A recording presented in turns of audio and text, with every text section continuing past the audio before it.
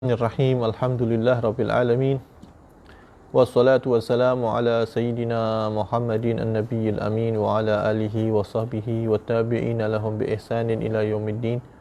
Rabbi shrah li sadri wa yassir li amri wahlul 'uqdatan min lisani yafqahu qawli bijahin nabi wa sahbihi wal ali amma ba'du. Alhamdulillah, puji syukur kehadirat Allah Subhanahu wa taala. Syukur kita panjatkan kepada Allah Subhanahu wa taala. Selalu kita merafakkan rasa syukur kita atas nikmat-nikmat Allah yang begitu besar, yang begitu banyak, yang apabila kita akan kira nikmat Allah lan tuhsuha, kita tidak akan boleh untuk mengira nikmat Allah Subhanahu wa taala yang Allah berikan kepada kita.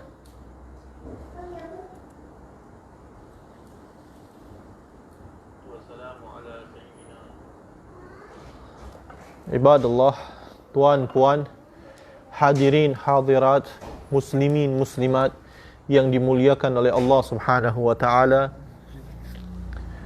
Mari kita kembali kepada Allah. Kita menuju kepada Allah Subhanahu wa taala dengan bersegera, sebagaimana Allah Subhanahu wa taala mengatakan fafirru illallah. Larilah. Fir itu lari. Lari menuju Allah Subhanahu wa taala, menunjukkan ketika kita ingin sampai kepada Allah, ingin berjalan menuju Allah, jangan dengan berjalan pelan-pelan, ya. Fas'au ila dzikrillah. Zikir, salat, semua menunjukkan usaha. Ya, begitu juga dengan kita ingin sampai kepada Allah Subhanahu wa taala, ya. Tariqul wusul ilallah, wusul. Kita mau jalan kepada Allah, itu sudah menunjukkan bahwasanya kita akan sampai kepada Allah Subhanahu wa taala. Sebagaimana dikatakan dalam mathal Arabi, perkataan patah Arab mengatakan man sara ala darbi wasal. Orang yang mau berjalan menuju perjalanan, dia akan sampai. Tapi kalau kita diam saja, ya, kita tidak ada harakah, tidak ada gerakan, tidak ada usaha, maka kita tidak akan sampai. Nah, begitu juga dengan takwa kepada Allah Subhanahu wa taala. Sebagaimana minggu lalu telah kita syarahkan bahwasanya untuk menuju kepada Allah Subhanahu wa taala, untuk sampai kita mendapat mati dalam keadaan bertakwa, kita tidak mampu. Itu adalah di kuasa Allah Subhanahu wa taala. Allah yang mampu untuk mematikan hamba-hambanya dalam keadaan Islam, dalam keadaan iman, atau dalam keadaan kufur. Waliyadzubillah. Akan tetapi Allah Subhanahu wa taala menjadikan cara-cara di situ, ya, untuk kita mendapatkan husnul khatimah ini, yaitu dengan bertakwa, dengan kita menjalankan semua perintah Allah dan kita menjauhi semua yang Allah Subhanahu wa taala larang. Dan hendaknya kita selalu juga, muallif mengatakan, untuk wala tazal sa'ilan minallah husnul khatimah, untuk kita selalu minta kepada Allah Subhanahu wa taala husnul khatimah. Ya Allah biha, ya Allah biha, ya Allah bi husnil khatimah. Kita terus minta kepada Allah husnul khatimah, ya, akhir yang bagus, ya, karena al-a'mal indal khawatim. Amal kita ini bagaimana di akhirnya nanti. Kalau dia orang yang ahli maksiat, dia banyak berbuat dosa, dia banyak menjauhi, disuruh diperintah sama Allah untuk sholat, dia enggak sholat, ini dia selalu berbuat maksiat, selalu tidak mau kembali kepada Allah.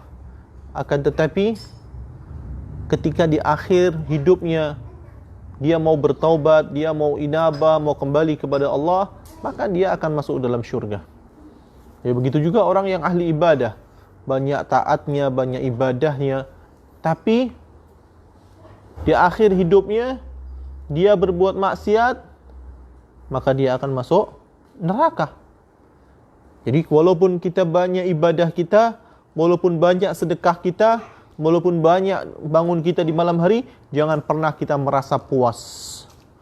Jangan pernah kita merasa puas, jangan pernah merasa kita bahwasanya kita sudah pasti masuk syurga. Tak ada. Ya, kita tetap kena rasa takut untuk mendapat su'ul khatimah. Ya.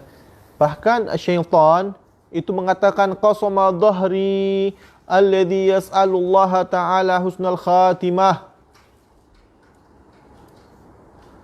Qasama dhahri, dhahr itu kan belakang sini. Qasama itu memecahkan belakangku, tulang belakangku. Maksudnya apa? Maksudnya syaitan mengatakan telah membuatku kecewa, membuat aku penat. Siapa itu? Mereka-mereka yang meminta kepada Allah husnul khatimah. Syaitan marah kalau kita minta ya Allah biha, ya Allah biha, ya Allah bihusnil khatimah. Syaitan marah. Ya Allah, kita minta husnul khatimah. Kenapa syaitan marah? Karena syaitan mengatakan mata yujabu hadza bi'amali. Kalau dia terus minta husnul khatimah, bila dia nak sombong, bila dia nak takabur dengan amalnya. Bila tak ada masa dia untuk bertakabur. Dia kalau minta kepada Allah husnul khatimah berarti dia takut akhir yang buruk kan? Maka dari itu orang-orang yang minta husnul khatimah dia tidak sombong dengan amalnya. Tapi yang tidak minta husnul khatimah, dia merasa dirinya aman. Merasa dirinya sudah banyak ibadahnya. Merasa dirinya sudah paling baik. Merasa dirinya sudah paling soleh. Ini yang paling disuka sama syaitan ini. Ya. Berapa banyak kam min ta'atin, ya. Kam min ta'atin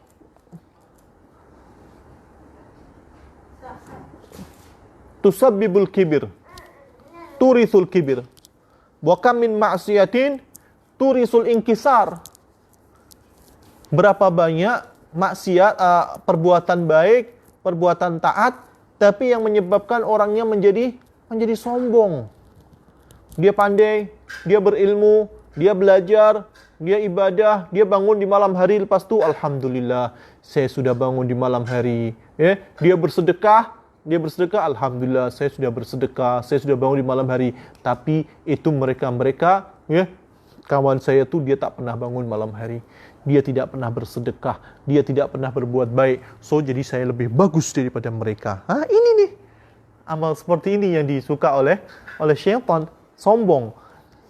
Ya.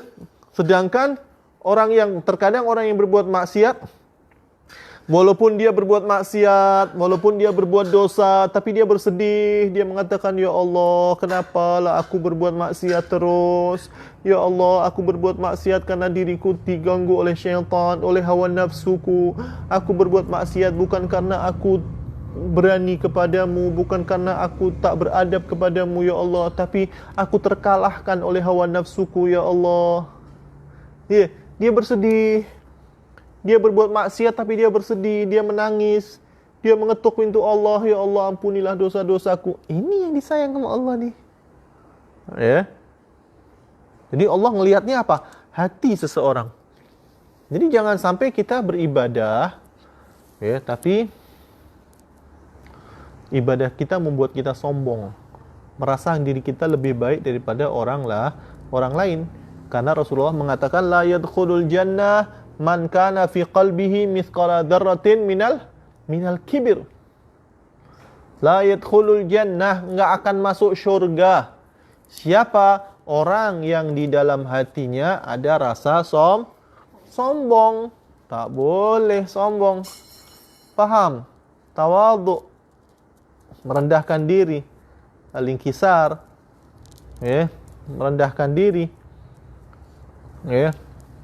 Kita harus cakap bahwasanya kamu ini enggak pandai pun, enggak handsome pun, ya. Belum banyak beribadah.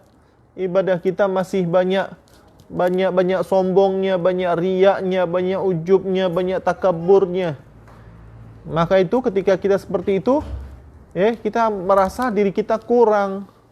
Kita tawadhu karena yang diharap oleh Allah, yang dimau oleh Allah adalah seorang hamba yang betul-betul menjadi ubudiyah, menjadi seorang hamba yang iftiqar ilallah, yang merasa miskin, yang merasa dalil, rasa rendah, merasa hina di hadapan Allah Subhanahu wa taala. Orang yang seperti ini yang akan diangkat oleh Allah.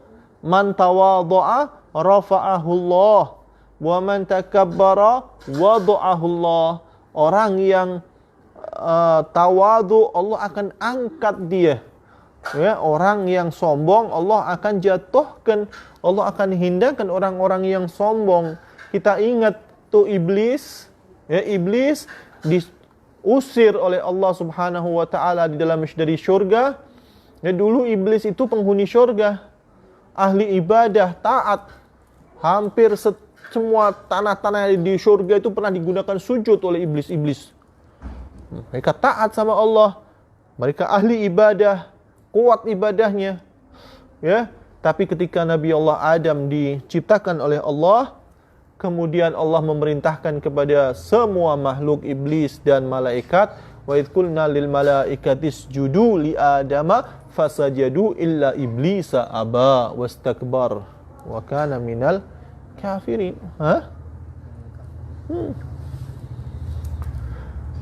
Ya, ketika iblis disuruh sujud, malaikat disuruh sujud kepada Nabi Allah Adam, sujud hormat, semuanya mau sujud kecuali iblis saja yang enggak mau sujud. Apa cakapnya? Ana khairun minhu, aku lebih baik daripada Adam. Ya, khalaqtani min nar wa khalaqtahu min tin. Ya Allah, kamu ciptakan aku dari api, sedangkan kau ciptakan Adam itu dari tanah. Iblis merasa dirinya lebih baik daripada Adam. Api lebih baik daripada tanah, lebih mulia daripada tanah. Dia tak nak untuk menghormati Nabi Allah Adam. Allah marah. Ya, Allah marah.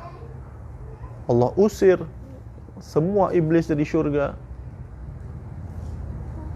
Apa sebab? Sebabnya adalah karena dia sombong. Karena kesombongan dia itu diusir dari syurga, enggak kembali-kembali lagi. Selamanya akan menjadi penghuni neraka. Karena kesombongan dia tuh. Karena kesombongan iblis. Nah. Jadi kita selalu minta kepada Allah Subhanahu wa taala husnul khatimah.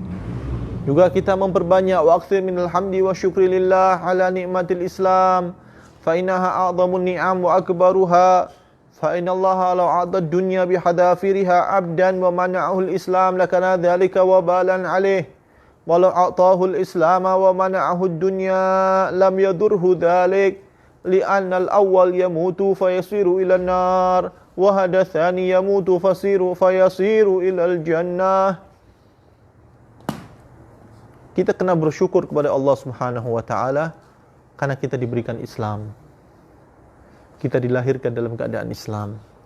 Kita mendapat hidayah dari Allah. Ya, hidayah ini mahal sekali. Tak boleh dibeli dengan dunia seisinya.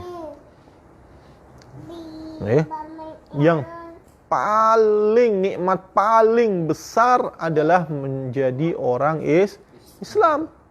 Andai kata dibagi semua dunia seisinya, you jadi orang kaya raya.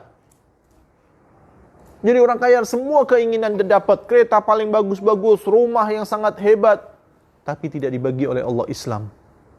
Apa yang terjadi? Apa yang terjadi? Kemana nanti perginya? Neraka.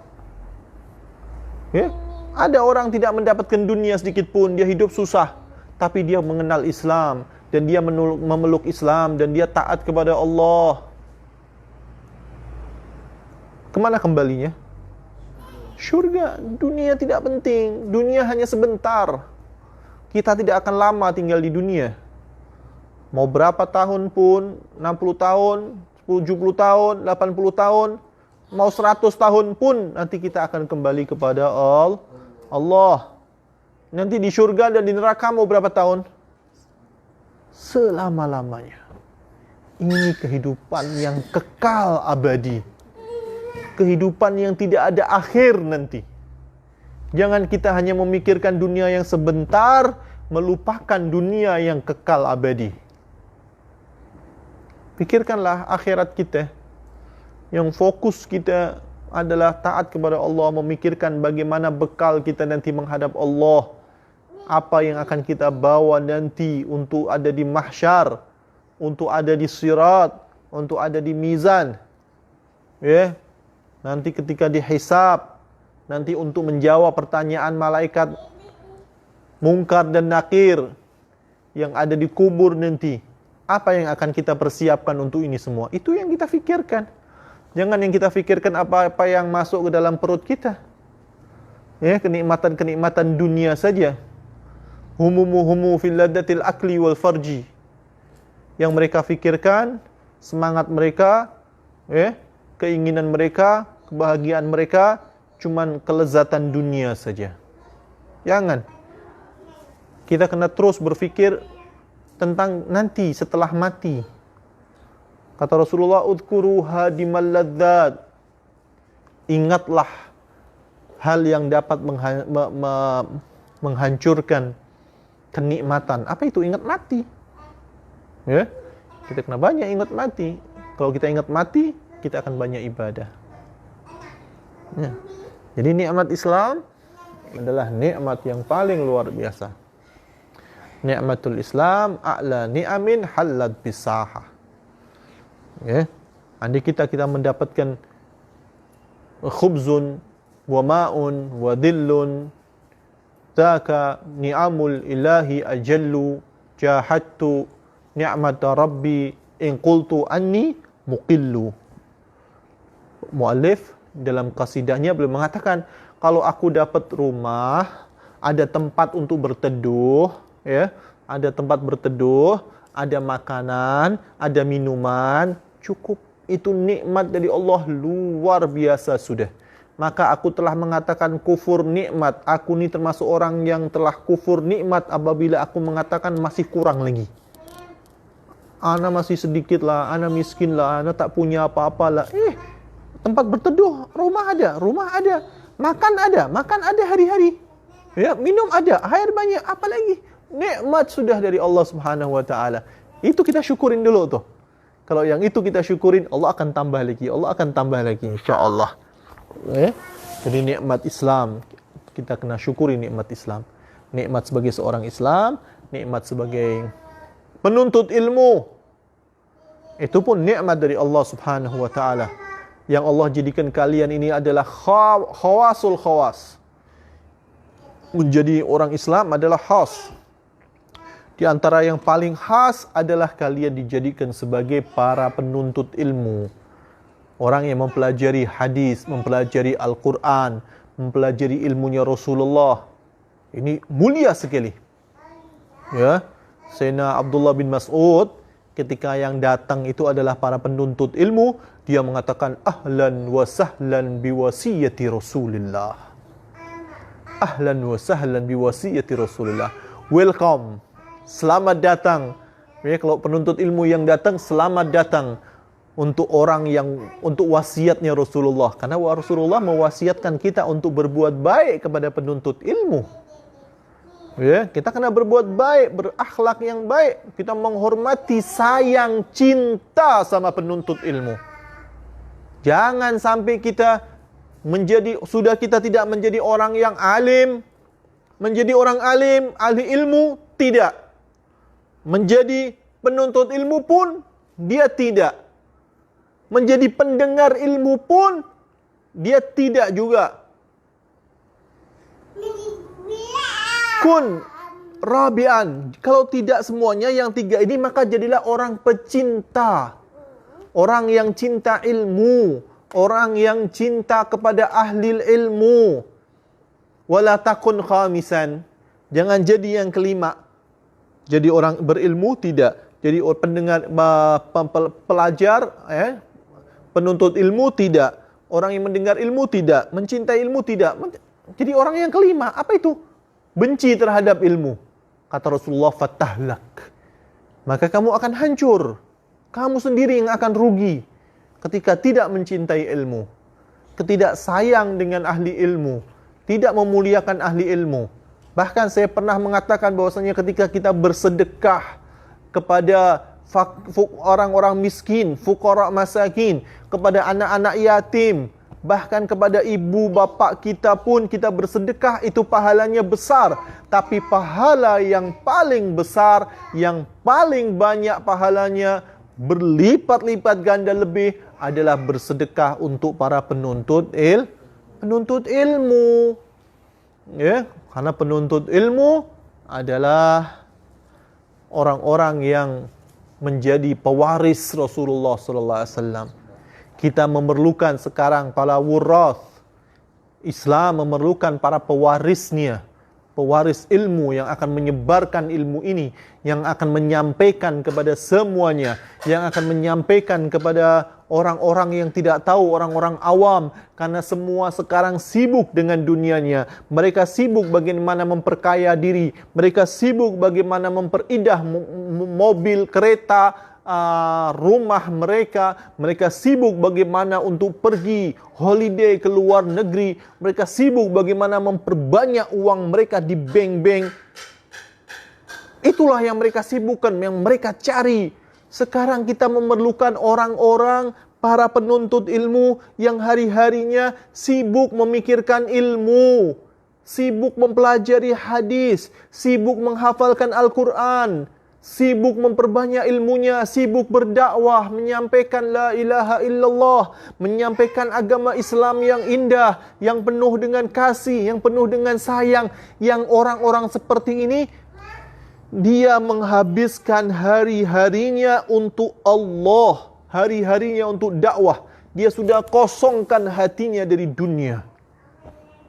Karena di dalam hati kita, di dalam tubuh kita, tidak ada dua hati, hanya ada satu saja hati. Ada hati dua ke satu? Satu saja. Hati hanya ada satu. Ketika hati itu sudah diisi dunia, maka akhirat tak akan mau masuk lagi. Tapi ketika kita sudah penuhi hati kita dengan akhirat, kita kosongkan dengan dunia, maka ilmu akan masuk, akhirat akan masuk, ya, cahaya itu akan masuk. Kita memerlukan orang-orang yang mau mengosongkan hatinya dari cinta dunia, dari hubbud dunia, dari hubbul cinta harta, cinta semuanya, makhluk. Yang dia cinta cuma Allah. Yang dia cinta hanya ilmu. Kita memerlukan sekarang orang-orang yang seperti ini. Ketika ada orang-orang yang mau yatafarragh, mengosongkan masa mudanya hanya menuntut ilmu, mempelajari ilmu, maka kita kena sokong dia, kita kena bantu dia, kita kena cintai dia, kita kena sayang dengan dia. Ya? Kita yang tidak mampu untuk mengosongkan waktu kita sepenuhnya untuk ilmu, sepenuhnya untuk dakwah, maka kita sokong mereka, kita bantu dakwah mereka.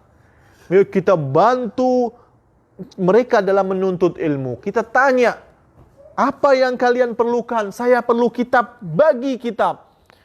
Ya, bagi mereka kitab, bagi mereka gamis, bagi mereka makan, bagi jubah, supaya mereka tidak memikirkan dunia lagi. Sudah mereka sibuk dengan Allah, mereka belajar, makanan semuanya sudah kita sediakan. Itu yang terpenting. Ya? Sekarang kita kena kembali lagi, kita sadarkan umat semuanya. Kita kembali, kita ajak mereka semua untuk membantu madrasah. Kita lihat mana-mana madrasah yang di situ betul-betul ada pelajar yang mau menghafalkan Al-Quran, mau mempelajari ilmu. Betul-betul dia madrasah itu ada guru-guru yang ahli sunnah wal jamaah yang betul-betul mengajar. Datang, bantu, tanya, Ustadz, ya, cikgu, bagaimana madrasahnya? Kurang apa? Perlu nasi ke? Perlu beras ke? Perlu telur ke? Perlu apa? Perlu uang ke? Ya, apa yang diperlukan? Bangunan, bantu. Kalau kalian jadi orang kaya semua, insya Allah. Jangan takut. Kalau kita bantu, Allah akan bantu kita. Nggak akan pernah harta kita berkurang karena sedekah. Tidak akan pernah.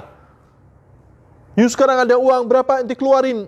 Anfik ma fil jeb, ta'tika ma fil ghaib. Keluarkan apa yang ada di pocket you, maka Allah akan ganti, akan datang kepadamu apa yang kamu tidak sangka-sangka, yang gaib. Akan datang, akan makin banyak. Wah, itu terbukti di mana-mana. Sedekah itu orang tidak bersedekah kecuali hartanya bertambah. Terbukti dimanapun. Bersedekah untuk fuqara, bersedekah untuk orang-orang miskin, orang yang sakit, bersedekah untuk penuntut ilmu. Allah akan perbanyak hartanya. Tidak akan pernah miskin orang karena bersedekah. Tidak akan pernah miskin seseorang karena bersedekah. Ya, kita kena bantu. Allah permudah kita, Allah bagi kita kemudahan kita dalam harta, maka kita permudah juga untuk kita mengeluarkan zakat. Ya, kita minta kepada Allah, ya Allah, jadikanlah aku orang kaya, pemasukanku satu bulan berjuta-juta ya Allah, 1 juta lebih pemasukanku sebulan, supaya aku zakatnya pun juga banyak. Orang yang macam ini pasti Allah bagi. Tapi minta kaya, setelah itu dia kedekut. Apa bezanya dia dengan Korun? Korun mati itu, dijatuhi hartanya. Gara-gara apa? Gara-gara dia kedekut. Ya, cinta dengan harta. Wa tuhibbunal mala hubban jamma. Allah yang berfirman di Al-Quran, Allah tahu apa yang ada di hati kalian. Kalian sangat cinta sekali dengan harta. Wa tuhibbunal mal, kalian mencintai harta itu hubban jamma. Sangat-sangat cinta sama harta itu. Ya, keluarkan cinta harta itu dari hati kita. Ketika semakin kita membagi orang, semakin kita menolong, maka semakin Allah jadikan kita orang kaya. Semakin harta kita bercucuran macam hujan. Ya. Wa yursilus samaa alaikum midrara. Allah akan cucurkan hujan harta kepada kita. Kita udah nggak perlu, sekarang sudah nggak perlu lagi cari harta, nggak perlu lagi cari rizki, nggak perlu lagi cari uang. Kenapa tak perlu? Karena rizki kita sudah ditentukan sama Allah. Kita mencari sepenat apapun, kita mencari, tidak akan kita dapat karena sudah ditentukan oleh Allah. Lalu sekarang saatnya kita menghadang, kita menerima rizki Allah itu. Bagaimana kita menerimanya? Allah ngasihnya betul-betul banyak. Allah memberi itu betul-betul banyak. Nah, tinggal kita bagaimana menerimanya. Ketika kita menerimanya macam cawan ini, ya, Allah bagi kepada orang kaya, orang miskin, semua hujan, itu semua sama-sama rata. Membagi kepada you semua rata. Allah adil. Allah maha adil. Allah bagi semuanya rata. Ya, tapi ada orang yang serius menerimanya. Dengan dipegang betul-betul cawannya. Dengan banyak beristighfar, banyak bersolawat, banyak bersedekah, ya, banyak sholat duha, banyak memohon kepada Allah, bangun di malam hari, sehingga ketika cucuran rahmat itu, cucuran rezeki itu terisi penuh. Tapi ada orang yang kadang maksiat, kadang berbuat dosa, terkadang dia kedekut, terkadang dia, jadi dia bergerak-gerak terus, gelasnya bergerak-gerak terus, nggak masuk, tumpah-tumpah yang ada, ya. Jadi saatnya kita kembali kepada Allah Subhanahu wa taala dengan memperbanyak ibadah, memperbanyak taat, dia mencintai ilmu, mencintai ahli ilmu. Ya, meninggalkan kebiasaan-kebiasaan buruk dari cinta dunia, kedekut, ya, tidak peduli, tidak mau ambil peduli dengan Islam, tidak mau ambil peduli dengan dakwah, tidak mau ambil peduli dengan cinta kepada ilmu. Kalau kita nggak bisa menjadi ahli ilmu, paling tidak kita mencintai ilmu. Kita mau mendengarkan ilmu. Ya, kalau kita tidak mampu untuk berdakwah dengan ilmu kita, maka berdakwah dengan harta kita, berdakwah dengan apa yang kita mampu, dengan lisan kita, dengan akhlak kita, semua yang kita mampu kita perlu untuk berdakwah. Jadi dakwah ini adalah kewajiban bagi semua dari kita. Ya, bukan hanya kewajiban ulama saja, tapi juga kewajiban semua daripada kita, insya-Allah taala. Kita masuk kepada ilmu tauhid ya. Kita baca dulu sifat Allah yang 20 itu. Bismillah. أبدأ بسم الله Rahmani wa birrahimi daimil ihsani. فالحمد لله القديم الأول والآخر الباقي بلا تحول ثم صلاة وسلام سرمدا على النبي خير من قد وحد وآله وصحبه ومن تبع سبيل دين الحق غير مبتدع وبعد فاعلم بوجوب المعرفة لله إشنا صفة فالله موجود قديم باقي مخالف للخلق بالإطلاق وقائم غني وواحد وحي قادر مريد عليم بكل شيء سميع البصير والمتكلم له صفات سبعة تنتظم فقدرة إرادة سمع بصر حياة العلم كلام استمر. Bismillahirrahmanirrahim. Kita sampai kepada sifat Allah yang baqi. Mukhalafatul hawadith. Kita sudah syarahkan pada minggu yang lalu tentang sifat Allah al-qidam. Qadimun baqi. Qadim iaitu tidak ada awal bagi Allah Subhanahu wa taala. Dan baqa. Baqa itu tiada akhir bagi Allah Subhanahu wa taala. Kemudian sekarang kita masuk kepada mukhalafatuhu taala lil hawadith. Bahwasanya Allah Subhanahu wa taala berbeza dengan makhluk-makhluknya. Ya, tidak ada dari satu sisi pun yang Allah itu sama dengan makhluk. Dalam apapun juga. Ya, kalau ada di dalam Al-Quran awhamat tashbiha awilhu awfawid warum tanziha. Ketika ada di dalam Al-Quran ayat-ayat yang seperti mensifatkan Allah seperti makhluk, maka kita perlu mentakwil itu. Seperti yang minggu yang lalu saya pernah cakap bahwasanya ada ayat-ayat yang mengatakan Allah Subhanahu wa taala memiliki tangan. Ya. Bal yadahu mabsutatan. Banainaha bi aidin. Dalam hadis juga ada yadullah fawqal jamaah. Ya.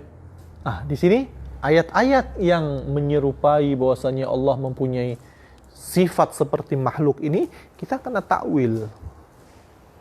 Ya, seperti ada yang mengatakan inna rabbakum nazala fi thuluthul lail fa yaqul man min mustaghfirin fa astaghfirulah ma min taibin fa atubu alaih wa aina dhul haja li aqdiya hajatahu.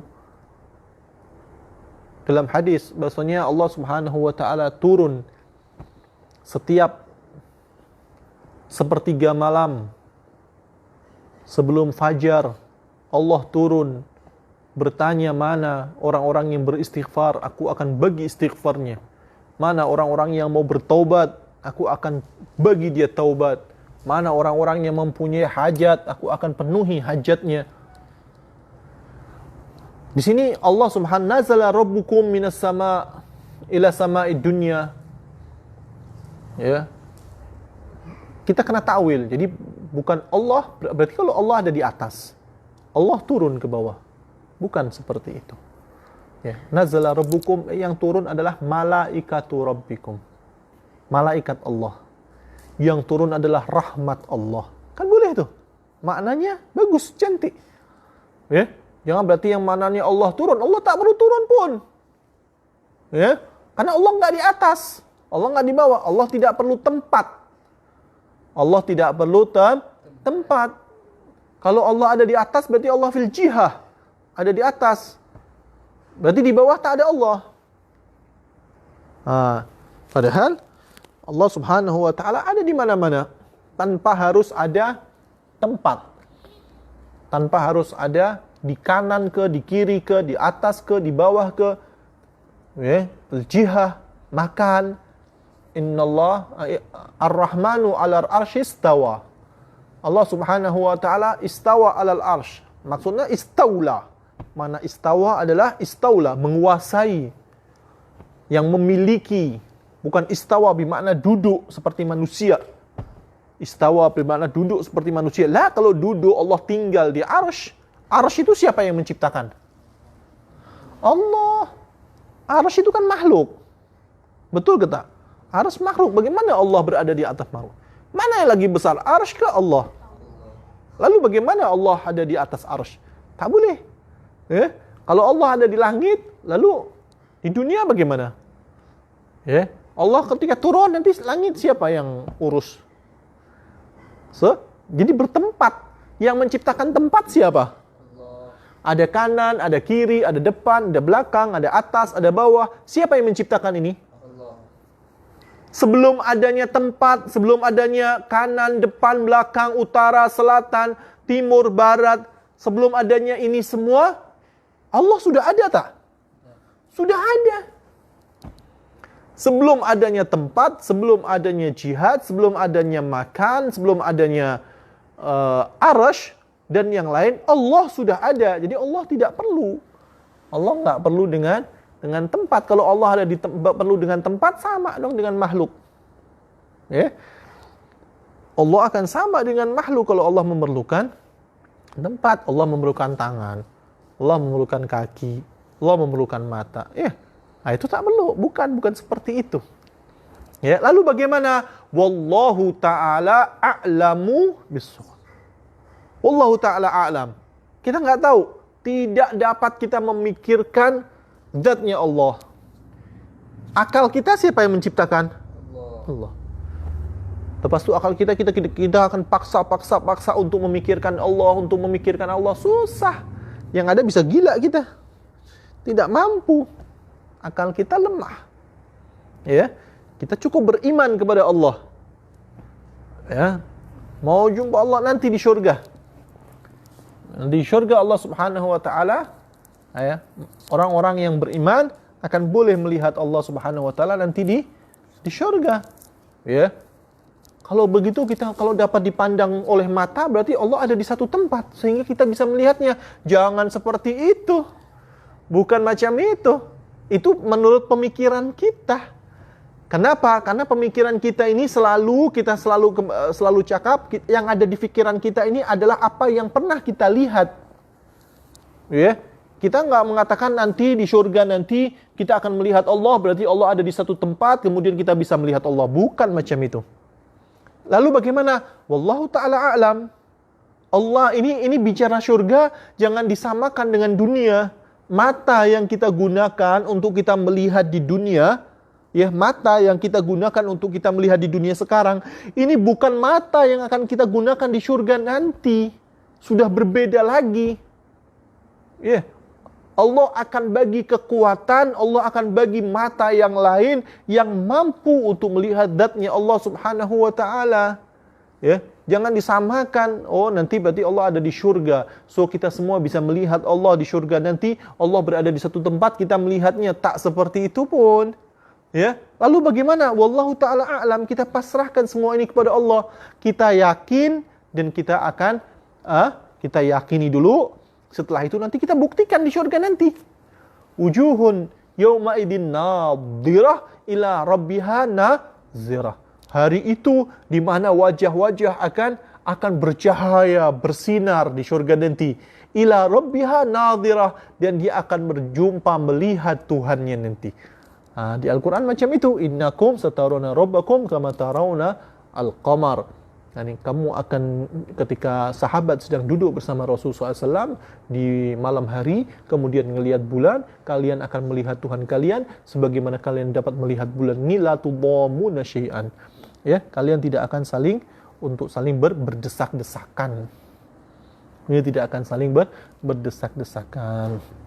Nah, jadi boleh. Ali selalu tanya, bagus. Apa? Oh iya, kalau dalam kisah pasal Isra dan Mi'raj itu kan Rasulullah naik ke langit, tapi macam mana Allah letak ke situ kat langit? Betul. Ketika Isra dan Mi'raj, Rasulullah SAW naik ke langit dan berjumpa dengan Allah Subhanahu wa taala. Ini kenapa harus naik ke langit? Karena ta'zim untuk Rasulullah sallallahu alaihi wasallam. Ya, takkan Rasulullah hanya dibawa pergi ke Masjidil Aqsa saja. Tapi ini ingin membahagiakan Rasulullah, ta'zim kepada Rasulullah, maka dibawanya Rasulullah SAW untuk ke syurga, untuk melihat para nabi-nabi yang ada di syurga, ya, untuk melihat para nabi-nabi yang ada di syurga dan yang lain. Halo, assalamualaikum. Hal mungkin 5 دقائق سأنهي online lagi. Minta maaf. Okay. Assalamualaikum. Ya. Jadi memang betul Rasulullah ke atas jumpa dengan langit pertama dengan Nabiullah Adam, langit kedua, langit ketiga sampai langit ke-6 jumpa dengan siapa? Terakhir Nabiullah Musa sampai nanti ke Sidratul Muntaha berjumpa dengan Allah Subhanahu wa taala. Ini kan melihat syurga, neraka, semuanya ada di langit lah. Betul ke tak? Tapi apakah Allah bertempat di langit? Tak boleh. Tak ada. Lalu kenapa harus ke langit? Karena seperti itu tadi. Untuk ta'zim kepada Rasulullah, untuk memuliakan Rasulullah, untuk memperlihatkan isi-isi langit. Langit 1, langit 2, langit 3. Ya. Kemudian untuk berjumpa karena Rasulullah manusia. Ya, Rasulullah manusia. Maka untuk jumpa dengan Allah ya harus ada tempat karena kemanusiaannya Nabi SAW. Tapi apakah Allah bertempat di situ? Karena ketika turun ke muka bumi, Rasulullah ditanya para sahabat, ya Rasulullah, atarona rabbak? Ya, katanya, kaifa rabbak? Nggak bisa di surat, nggak bisa difikirkan, nggak bisa digambarkan, nggak bisa diucapkan. Tak boleh. Ya, bagaimana sudah bincang dengan Allah? Bincang, lihat Allah, lihat. Tapi bagaimana? Nggak tahu, nggak bisa difikirkan. Karena itu di luar kemampuan manusia. Ya, bahkan Nabi Allah Musa ketika tanya, Rabbi arini angdur ilaik, qala lan tarani. Tak akan boleh. Lan tarani, tidak akan pernah boleh wahai Musa kamu melihat aku di dunia ini. Ya, baling dur ilal jabal, akan tapi lihat tuh gunung itu. Fa istaqarra makanahu fasawfa tarani. Kalau gunung itu tetap ada di tempatnya, maka kamu akan jumpa nanti. Kamu boleh lihat aku. Kemudian fatajalla rabbuhu. Falamma tajalla rabbuhu lil jabali ja'alahu dakka wa khara Musa sa'iqa. Allah baru menampakkan cahayanya sedikit aja udah hancur itu, bergetar itu gunung. Falamma afaqa qala subhanallah. لن تراني ولكن ينظر إلى الجبل فإن استقر مكانه فسوف تراني فلما تجلى ربه للجبل جعله دكا وخر موسى صائقا فلما أفاق قال سبحانك تبت إليك وإني أول المسلمين. Allah subhanak, maha suci engkau ya Allah, aku tobat, gak akan minta lagi, dan aku adalah orang-orang yang termasuk orang pertama yang beriman. Ya, jadi Allah subhanahu wa ta'ala berbeda dengan makhluk. Ketika ada di dalam hati kita, dalam akal kita, dalam hati kita terbesit, ya, ada sifat menyamakan Allah dengan makhluk, maka katakanlah itu bukan Allah. Allah tidak seperti itu. Allah tidak dapat difikir. Ketika sholat, Allahu Akbar, seakan-akan kita menghadap ke Ka'bah kita menghadap ke Allah tidak. Itu bukan Allah. Kata Sayyidina Abu Bakar As-Siddiq, sahabat Rasulullah SAW, beliau mengatakan apa? Kullu ma khatara bibalik wallahu khilafu dhalik. Semua yang ada di akal kita tentang gambar Allah, maka sesungguhnya Allah tidak seperti itu. Karena Al-Quran mengatakan laisa kamitslihi syai'. Laisa kamitslihi syai'. Laisa tidak. Kamitslihi, yang seperti kaf itu ulama sebagian ahli tafsir mengatakan zaidah, sebagian lagi mengatakan tauhid, ya. Taukid, menguatkan lagi tidak seperti Allah, sama sekali tidak. Yang seperti Allah tidak ada, apalagi yang seperti Allah. Sama sekali tidak ada yang seperti Allah Subhanahu wa taala. Laisa kamitslihi syai' wa huwas samiul basir. Enggak ada, ya. Kalau sudah dikasih taukid seperti itu, tidak ada yang seperti Allah, maka tidak mungkin Allah Subhanahu wa taala sama dengan makhluk. Maka itu di antara sifat Allah adalah mukhalafatuhu ta'ala lil hawadith. Allah Subhanahu wa taala tidak sama dengan satu makhluk pun, walam yakun lahu kufuwan ahad. Dan Allah tidak mempunyai satu pun kufu yang setara, yang sama dengan Allah. Tidak akan pernah. Allah Maha Besar, Allah Maha Ta'ala, ya, Subhanahu wa Ta'ala, ya. Allah Maha Besar, Allah Maha Azim, Allah Maha Mulia, dan Allah Maha segalanya. Dan kita cukupkan dengan satu sifat Allah ini. InsyaAllah kita akan lanjut kepada qiyamuhu binafsihi pada minggu yang akan datang. Kita ada urusan penting yang tidak boleh ditunda lagi. InsyaAllah yang sedikit ini berkah bagi kita semua. Minta maaf kita putus di sini karena tinggal 10 menit lagi. Tapi insyaAllah pada minggu-minggu yang akan datang kita akan lanjutkan lagi. Semoga yang sedikit ini bermanfaat bagi kita semua insyaAllah. Sekali lagi kita perlu mempelajari tauhid untuk kenal kepada Allah Subhanahu wa taala supaya kita tidak salah dalam beriman kepada Allah Subhanahu wa taala. Wa aqulu qawli hadha wa astaghfirullahal azim li wa lakum wal afu minkum. Wassalamualaikum warahmatullahi taala wabarakatuh.